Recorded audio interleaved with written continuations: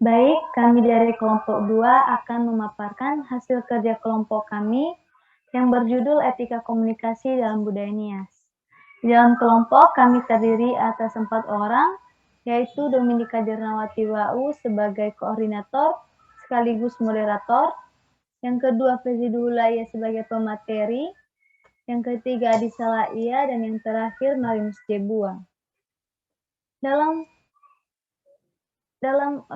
pengerjaan tugas kelompok ini yang aktif hanya 2 orang, yaitu Dominika Dirnawati Wau, saya sendiri, dan Fezi Dulaya. Demikian perkenalan kelompok, kami persilakan kepada pemateri. Baik, langsung saja kita ke pembahasan. Yang pertama yaitu etika komunikasi dalam budaya Nias. Berbicara mengenai kehidupan masyarakat Nias, tradisi sopan santun adalah hal yang paling penting. Masyarakat Nias yang dipengaruhi oleh adat istiadat yang masih kental membuat cara hidup yang unik.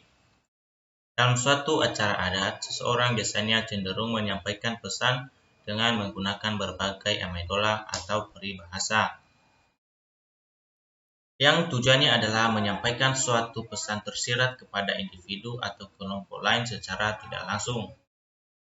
Tradisi ini sering terlaksana pada acara adat seperti pernikahan dan lainnya. Selain itu, mereka tidak menyukai pembahasan yang langsung tertuju pada ranah privasi, terlebih jika pembahasan yang bertujuan meredakan.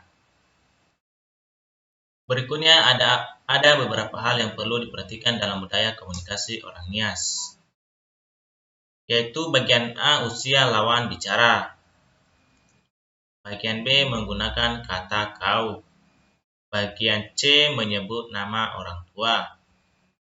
Bagian D, memotong pembicaraan. Bagian E, berbicara dengan membelakangi lawan bicara. Dan berikutnya bagian F, berbicara dengan menundukkan kepala. Bagian G, berbicara dengan ekspresi berlebihan. Oke, masuk kita ke bagian nomor 2, yaitu kaidah terkait dengan etika berbahasa atau berbicara. Dalam etika komunikasi ada beberapa hal yang dilarang atau tidak boleh dilakukan ketika berbicara kepada lawan bicara, yaitu antara lain. Bagian A, mempermalukan lawan tutur seperti mengecek, menghina, menyepelekan, dan merendahkan. Bagian B, menyombongkan diri, membanggakan diri atau memuji diri sendiri di hadapan lawan tutur. Contoh kalimat yang berbau sombong adalah, kalau bukan karena saya, dia tidak akan sukses seperti sekarang.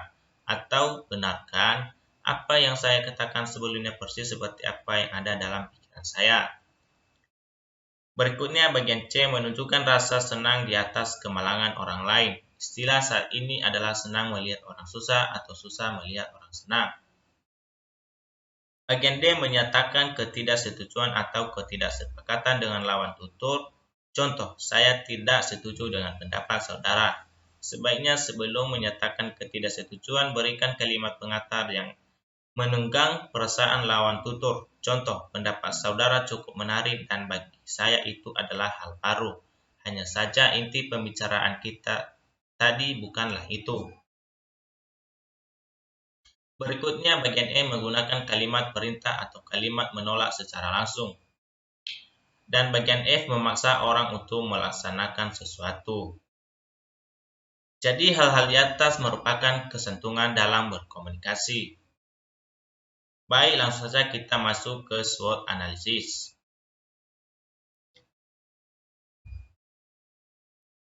Yang pertama adalah strength, di mana strength ini adalah kekuatan. Jadi strength ini berhubungan dengan etika komunikasi, yaitu komunikasi sebagai jembatan interaksi antara manusia yang satu dengan yang lainnya. Hal ini tidak terlepas dari realitas, budaya masyarakat, dan diikat oleh etika atau adat istiadat.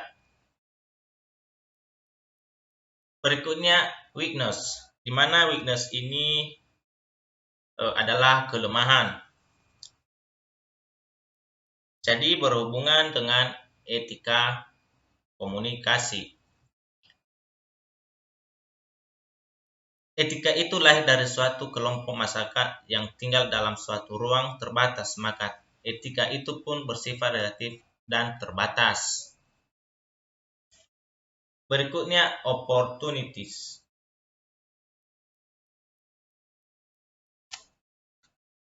Opportunity ini adalah peluang, di mana opportunity ini berhubungan dengan etika komunikasi. Jadi dengan adanya sistem sandi bersama antara manusia yang berbeda budaya, maka semakin banyak pula peluang terjadinya komunikasi.